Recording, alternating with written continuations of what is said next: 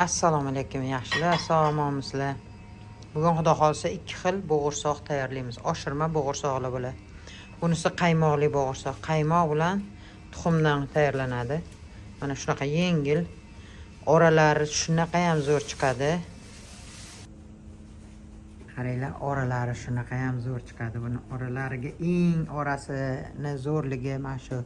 Mana ham vazdushniy mana. Hech qanaqa yog'i yo'q bo'lmasa yog'da pishirilgan bo'g'irsoq.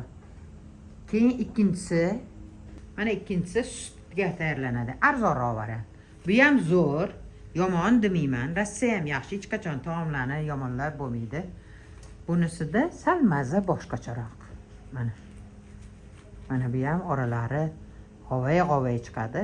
Arzonroq variant deganlarga sutligi, qimmatroq deganlarga albatta qaymoqligi.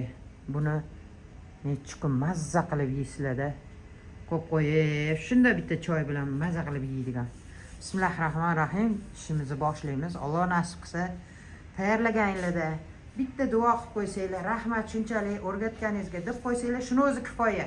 Hech kimga hech narsa berishinglar, hech narsa qilishingiz shart emas. Faqat bitta duo. Sog'mon bo'linglar. Bismillahirrohmanirrohim. Ishimizni boshlaymiz.